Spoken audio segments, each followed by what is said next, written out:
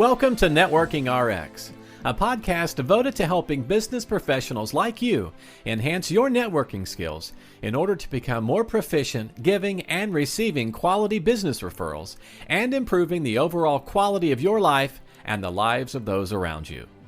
The Networking RX podcast is a production of AmSpirit Business Connections, an organization whose mission is to empower business success through networking. Welcome back for another episode. This is Frank Agin, founder and president of AmSpirit Business Connections. Thanks for tuning in. Thanks for subscribing. Thanks for your comments. Thanks for referring it to others. At any rate, what I want to tackle today, we've been tackling lots of different things, but I stumbled upon an article, actually it's a series of small articles in Psychology Today. Many of you know that that's one of the magazines that I subscribe to. I enjoy lots of it in there. I can't say I enjoy it all, but I certainly enjoy lots of it.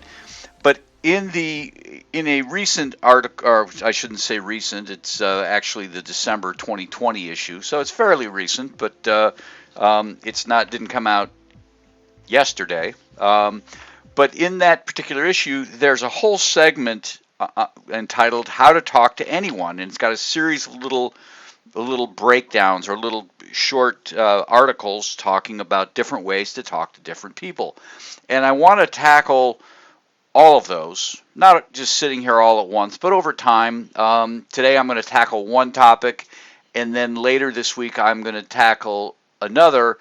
And then on the 12th, episode 280, I have planned Alyssa Carpenter on, and Alyssa is the author of a book called How to Listen and How to Be Heard, and she has an entire chapter in there talking about dealing with toxic people, which is one of the articles that's in here. So rather than talking about the article, I really want to focus some attention on what Alyssa has to say. Get it right from the horse's mouth, because she's an expert on these sorts of things and talks about it extensively in her book. Again, the name of her book is How to Listen and How to Be Heard: Inclusive Conversations at Work.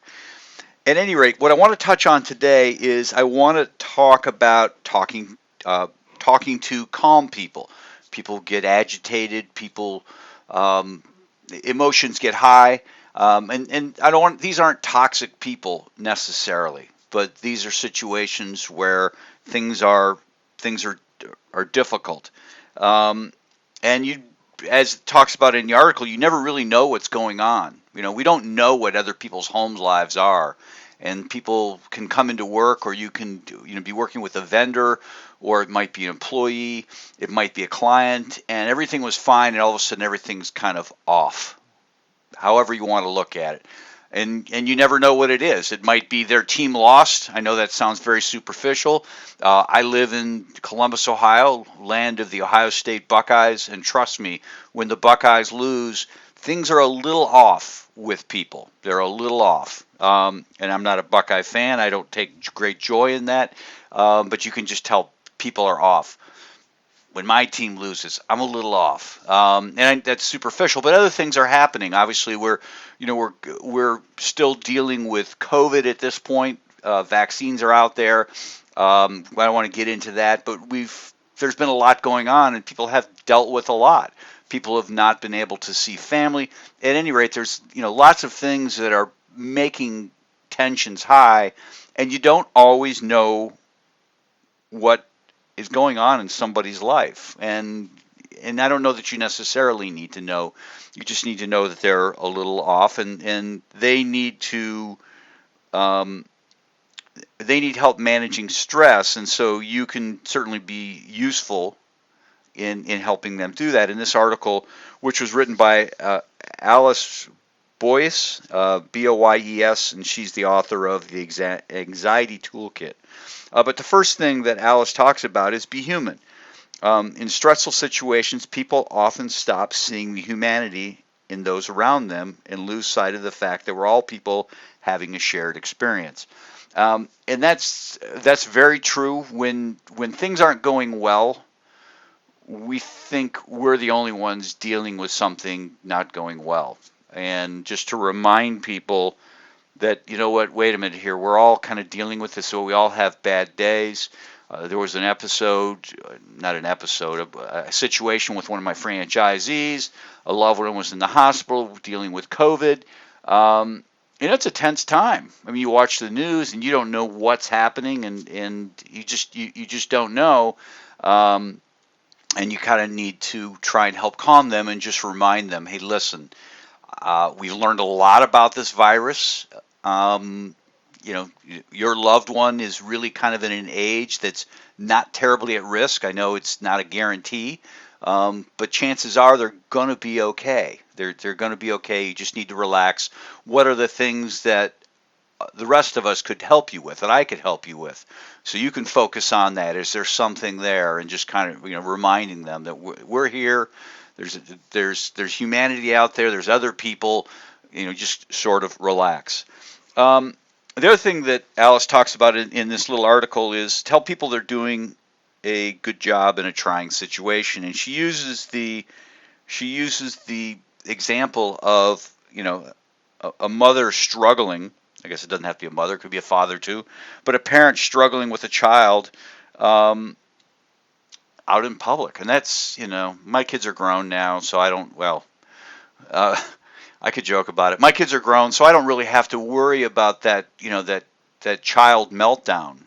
But even back when I did, I never really knew why my kid was melting down. You could say, well, they're tired, or they're hungry, or whatever it was. And especially when they're at that age where they're not really communicating, you're dealing with a crazy situation because you don't know. They don't understand you. You don't understand them. And that's just one of many examples. But in here, she's just suggests reminding that parent, you're doing a good job. You know what? This isn't easy. There is no playbook on raising kids per se. I mean, I know there is, but every situation is different. And I can remember having really stressful times with my kids. And there are stressful times in business. There's stressful times in, mowing the yard. Am I going to, we just need to remind one another that, what, you're doing fine. You're doing fine. The world has not ended. We've faced these situations before. The world has not ended. You're doing fine. Just take a deep breath. You're going to get through it. You're going to get through it. I remember years ago I was in Toastmasters, and I was in a speaking competition, and I had made it all the way up to the state level, and I just remember being just so anxious getting ready to speak, and there were 6 of us, and I was going last, which they tell you don't go in the room, but all I can do is hear what's going on inside the room, and I'm just so anxious. And I remember a gentleman coming out, somebody that I know, he just relax, just calm down, just take some deep breaths, calm down, you're going to do great. Just kind of reassuring, what, you're going to do a good job. You're here because you do a good job. You're going to do a good job, and that was very relaxing for me. The third thing, meet people's physical needs.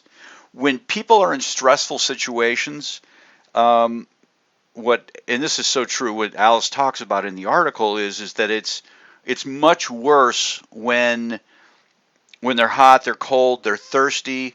And I have stressful episodes here at the office, and with all the things I've got going on with AmSpirit Business Connections, and my daughter has been working with me, or she's got an office next to mine, and so we'll do a lot of stuff together. And one day she went and got me lunch, and she just put the lunch down next to me, and she goes, "You're not you when you're hungry," kind of joking about the Snickers commercials. And she was right. It's just like I get so caught up in work that I forget to eat. I forget to stop and take time. I got to get one more thing done. And so she helped me. I mean, she really helped me because she helped me meet that physical need. Even though I wanted to try and power through, she's like, no, just stop, take 5 minutes, get something in you, and you're going to be fine. And a lot of times we can help people in these situations. We see someone struggling. What might be exasperating the situation is simply that they're not able to, they've got this external thing that they really can't control. I guess eating you can control, but being hot and cold are certain things you can't control. I can't control the temperature outside, but I certainly can control, putting a coat on. But if we can help people and meet and help them, that's going to help them deal with the stress that much better. Okay, this fourth one to me seemed a little counterintuitive, but as I thought about it, I can see where this is coming from. I'm trying to think of a movie, but there have been movies out there where somebody's just totally freaking out, and somebody just slaps them, kind of brings them back to reality. And the article doesn't suggest slapping somebody, but in a way it sort of does, because it says controlled anger can be functional. And what the author is talking about is when somebody is sort of having their meltdown when they're stressed, being angry with them, sternly being angry with them, controlled, not totally irate, but hey, get it together, man. This is not you. It's not that bad. Barking at somebody with something like that can kind of startle them into, oh, you know what, you're right. You're right. It's not that bad. I just need to suck it up. I'm overreacting. And to me, it's kind of counterintuitive, because my initial reaction is okay, I'm just going to kind of smooth the situation over. It's okay. And sometimes that's not what people need. Sometimes people do need that tough love. They do need somebody just to say, you know what, suck it up, buttercup. You need to figure this out. You're going to be okay. It's really not that bad. The world's not going to end. You're just hungry. You're just tired. We all deal with this. Remember, there's other people involved, but just being firm with somebody, which talks about is kind of a controlled anger. So I thought that was very useful. Okay, quick recap. The first, number one, was be human. 2 was tell people they're doing a good job in a trying situation. 3, help to meet their physical needs. They're cold, they're hungry, they're thirsty. 4, controlled anger as a functional tool. The 5th is, and this is the final one, treat it as an art. Treat diffusing emotional situations, stressful situation, as an art. Learning how to read people and really understand what's going on. Is it something in the current situation that's stressing them out, or maybe it's something else? Maybe it's something else that they're dealing with. Their team lost, a loved one's in the hospital, something bigger that you might not know about. Really kind of use that almost to develop a superpower with respect to it. And what the article suggests is, trying to make a small overture to see what kind of reception you get, what kind of reaction you get, and kind of going from there and just seeing where there are inroads. It suggests using body language and your tone. In number 4, it talks about anger. Well, that's one option. Being soothing is another. Trying to be empathetic might be another. One of the things, I've read a whole book on body language and what they suggest in that book, just one of the many things they suggest in the book, is showing people the open palms of your hands as kind of as a means of calming situations. And as they explained in the body language book, that is something that harkens back to a more primitive time when showing somebody your open hand was showing, hey, listen, I don't have a weapon, as a way to calm down the situation. I know that might sound silly, but I find that from time when I'm talking, certainly somebody on Zoom, and things start to get tense, I just put my hands up, hey, hold on a second, hold on.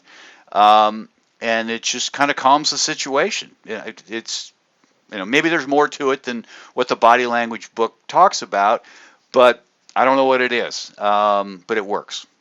So look at, I'm not saying make a game of it. I'm not saying that at all, but look at becoming skillful with respect to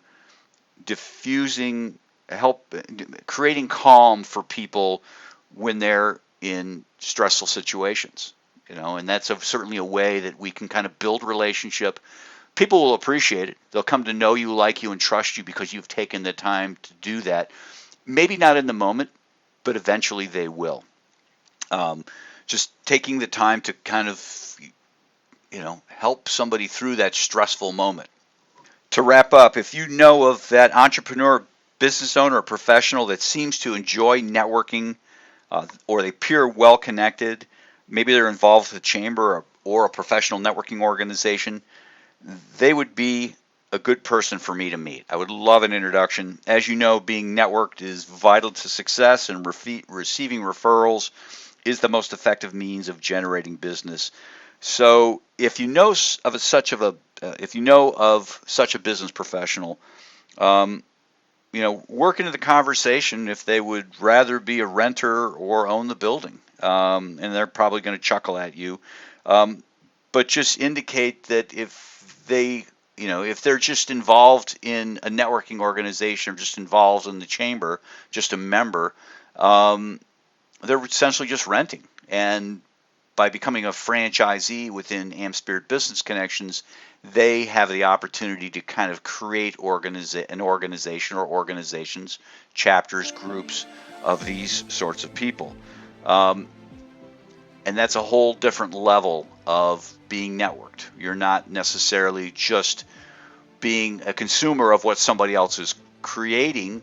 You're essentially creating things for other people to become part of. So if you know of such a person, suggest they contact me using the email we provide at the end of the podcast or in the show notes, or better yet, and this is super powerful, email them and me on the same message, and that'll connect the two of us, and we can take it from there. I would appreciate that. Thanks for joining us on the Networking RX podcast. Please put what you've learned into action today and let us know if you have questions, comments, or ideas for future topics. You can email them to us at podcast@amspirit.com. That's AmSpirit.com. Finally, so you never miss an episode, be sure to subscribe to the Networking RX podcast through iTunes, Overcast, or however you receive your podcasts. Now get out and network with someone. The Networking RX podcast is the copyright production of AmSpirit Business Connection. All rights reserved.